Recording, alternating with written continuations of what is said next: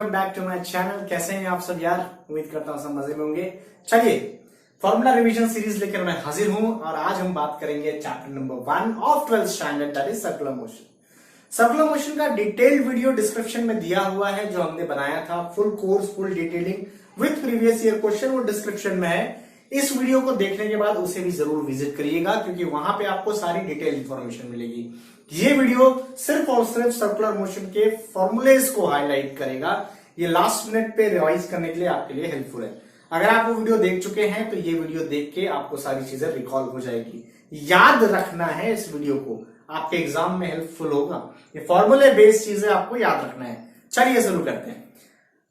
Circular motion के लिए सबसे इंपॉर्टेंट टर्म और सबसे शुरुआती टर्म होता है एंगुलर डिस्प्लेसमेंट। एंगुलर डिस्प्लेसमेंट क्या होता है? तो ये जो एंगल बना हुआ आप देख रहे हैं, this is angular displacement. Theta से डिनोट किया जाता है। इसमें केवल एक फॉर्मूला है जो आपको ध्यान रखना है, S equal to R theta. What is that? R is the radius of the circle, S is the linear displacement. Arc length कहते हैं ना आप उसे, वही S equal to R theta. Very important. दूसरा टर्म एंगुलर वेलोसिटी। आपके circular motion में angular velocity जो टर्म है, ये कभी प्रोबेबली दी नहीं होती है, ये आपको निकालनी पड़ती है। आपको हमेशा क्वेश्चन में ऐसा लिखा होता है speed of RPM, speed 360 RPM. तो बच्चों को दिमाग में आता है स्पीड 360 आरपीएम दिया, इसका मतलब उनको एंगुलर स्पीड दिए ना। RPM is the unit of frequency. वो आपको फ्रीक्वेंसी दिया है, एंगुलर स्पीड निकालना है। एंगुलर स्पीड के 4 फॉर्मूले याद रखिएगा। पहला formula theta by T. Theta is N angular displacement, तो एंगुलर डिस्प्लेसमेंट बाय टाइम, पहला फॉर्मूला। दूसरा 2 पाई बाई टी। अगर थीटा पूरा सर्कल हो जाए तो पूरा सर्कल यानी 2 पाई, तो 2 पाई बाई टी। तीसरा important formula theta omega is equal to 2 pi N या एफ। इसको हम लोग कहते हैं फ्रीक्वेंसी। ये जो हमने कहा था ना, आरपीएम इज अ फ्रीक्वेंसी। ठीक है, आरपीएम इज रोटेशन पर मिनट। क्वेश्चन में आपको ये आरपीएम वर्ड दिखाई देगा, ये फ्रीक्वेंसी का यूनिट है, स्पीड का नहीं। स्पीड आपको उससे बनाना पड़ेगा, बहुत सारे बच्चे यहां फंसते हैं। And the fourth formula angular velocity का है v बाय आर, तो ये आपको रिलेट करना पड़ेगा। 4 फॉर्मूले, एंगुलर वेलोसिटी आपको दी नहीं होगी, ये चारों फॉर्मूले आपके दिमाग में होने चाहिए, ये आपको निकालने पड़ेंगे बालक, ध्यान रखिएगा। चलिए अगली पार्ट की ओर मैं लेके आगे बढ़ता हूं, that is angular acceleration. Angular acceleration जैसे कि लीनियर एक्सेलरेशन होता है v यानी final velocity minus initial velocity by time, वैसा ही final omega minus initial omega by time, this will give you angular acceleration alpha. ठीक है, नाउ कुछ इंपॉर्टेंट बातें। यूसीएम यूनिफॉर्म सर्कुलर मोशन का क्या मतलब है? बहुत सारे बच्चे यहां फंसते हैं बेटा। यूनिफॉर्म सर्कुलर मोशन का मतलब ओमेगा कांस्टेंट, मतलब एंगुलर वेलोसिटी कांस्टेंट होनी चाहिए। एक ऐसा सर्कुलर मोशन जिसका एंगुलर वेलोसिटी कांस्टेंट हो, ये होता है यूनिफॉर्म सर्कुलर मोशन। एग्जांपल में क्लॉक दिया जाएगा, वो यूसीएम परफॉर्म करता है। अर्थ यूसीएम परफॉर्म करता है। जब भी ये वर्ड यूसीएम देखो तो यहां पे जितनी चीजें तुमको दिखाई दे रही है तुम्हारे दिमाग में हो जानी चाहिए। क्या? यूनिफॉर्म सर्कुलर मोशन में ओमेगा कांस्टेंट है। ओमेगा कांस्टेंट है का मतलब क्या? अल्फा। अल्फा क्या होता है? Rate of change of angular velocity, है ना। अगर ओमेगा कांस्टेंट है तो अल्फा की वैल्यू हो जाएगी 0। वेरी इंपॉर्टेंट, अल्फा की वैल्यू हो जाएगी 0। एक्सेलरेशन में आप 2 एक्सेलरेशन को जानते हो। एक सर्कल में एक होता है रेडियल एक्सेलरेशन, जो रेडियस के अलोंग लगता है, और एक होता है टेंजेंशियल एक्सेलरेशन, जो टेंजेंट के अलोंग लगता है। तो रेडियल एक्सेलरेशन और टेंजेंशियल एक्सेलरेशन आप जानते हैं। रेडियल एक्सेलरेशन टेंजेंशियल एक्सेलरेशन का जो रिजल्टेंट होता है उसे हम लोग कहते हैं नेट एक्सेलरेशन। तो ध्यान से सुनिएगा, यूसीएम में टेंजेंशियल एक्सेलरेशन की वैल्यू 0 होती है। कई बार एमएससी सीटी के एग्जाम में पूछता है, अल्फा भी दे देगा, सब दे देगा, बोलेगा इन यूनिफॉर्म सर्कुलर मोशन आप भाई टेंजेंशियल एक्सेलरेशन निकालिए। अब आप ये बात समझ सकते हैं कि ओमेगा कांस्टेंट तो अल्फा 0 तो एटी की वैल्यू 0 हो जाएगी। यानी जो भी एक्सेलरेशन यूनिफॉर्म सर्कुलर मोशन का होगा वो सिर्फ और सिर्फ AR यानी रेडियल एक्सेलरेशन होगा। दिस इज वेरी इंपॉर्टेंट, की फैक्टर याद रखेंगे। तो ये यूनिफॉर्म सर्कुलर मोशन से रिलेटेड सारी बातें थी। Angular displacement, angular velocity, angular acceleration, uniform circular motion, acceleration के बारे में आप जान चुके हैं। अब बात करते हैं फोर्स के बारे में। वेरी इंपॉर्टेंट, ध्यान से सुनिएगा। फोर्स में वो फोर्स जो बॉडी को सर्कुलर में घुमाता है that is known as centripetal force. तो centripetal force and centrifugal force, असल में न्यूमेरिकल में आपको सेंट्रीपिटल फोर्स ही निकालने आता है क्योंकि ये रियल फोर्स होता है। नाउ सेंट्रीपिटल फोर्स के फॉर्मूले जैसे आप देख सकते हैं, दो फॉर्मूले हैं, एम आर ओमेगा स्क्वायर और M V square by R. जैसा डेटा दिया हुआ है वैसा यूज करिए। अगर लीनियर वेलोसिटी दी है तो M V square by R use करिए, और अगर ओमेगा वाला फैक्टर दिया तो एम आर ओमेगा यूज करिए। जैसा दिया हुआ उस हिसाब से यूज कर लीजिए। तो ये फोर्स इंपॉर्टेंट चीज। नाउ शिफ्ट करते हैं अगली तरफ, एंगल ऑफ बैंकिंग और कॉनिकल पेंडुलम वगैरह के बारे में जानते हैं।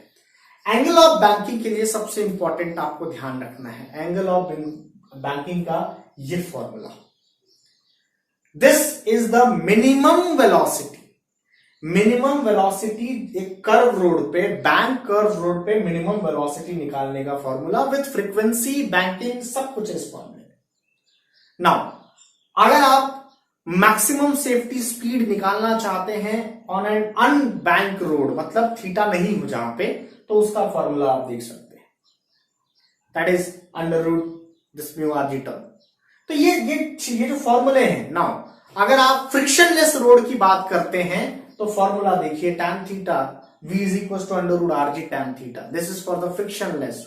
रोड बैंक है लेकिन फ्रिक्शनलेस। तो टर्म को ध्यान से देखिए, जो टर्म्स यहां पे लिखे हैं ये टर्म्स ध्यान देखिए, कौन सा टर्म अवेलेबल है तो क्या फॉर्मूले लग रहे हैं। This is very very important, फॉर्मूले आपके सामने, this is very very important बालक।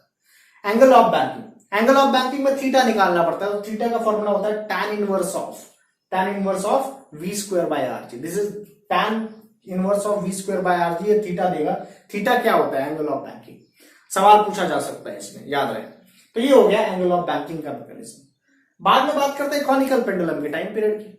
कॉनिकल पेंडुलम का टाइम पीरियड, कॉनिकल पेंडुलम में दो सवाल पूछे जाते हैं, या तो time period of conical pendulum जिसका फॉर्मूला होता है 2 pi root h by G. h नहीं, h जो है वो हाइपोथेटिकल या इमेजिन टर्म है, तो जनरल फॉर्मूला होता है 2 pi root l cos theta by जी।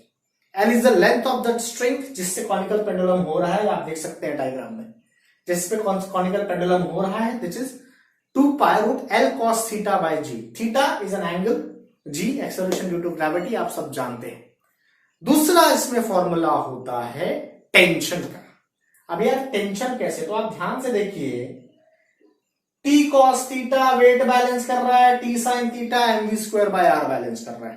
तो t cos theta t sin theta, एक कंपोनेंट दूसरा कंपोनेंट अंडर रूट कर दीजिए, तुमको टेंशन मिल जाएगा। तो दो सवाल कॉनिकल पेंडुलम पे पूछ सकता है या बन सकता है फॉर्मूले के रूप में, one is time period of the conical pendulum and second one is tension.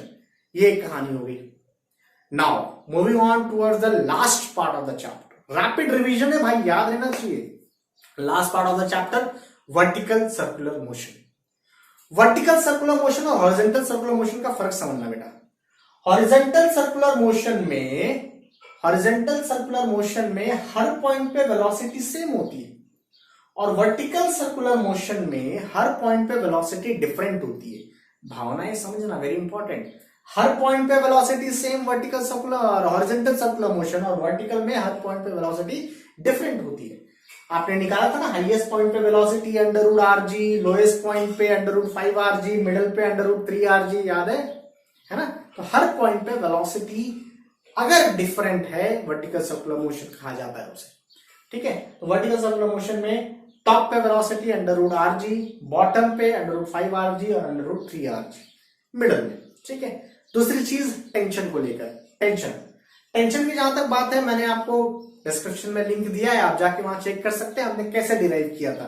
Tension के लिए आप सिंपल सी बात याद रखिए, दैट टेंशन जो होता है वो टुवर्ड सेंटर लगेगा, वेट भी डाउनवर्ड है। तो अगर एक पॉइंट का आप टेंशन निकालना चाहते हैं तो एक पॉइंट का टेंशन निकल जाएगा T plus mg is equal to mv square by R. मतलब T यानी tension at a point is equal to mv square by R minus mg।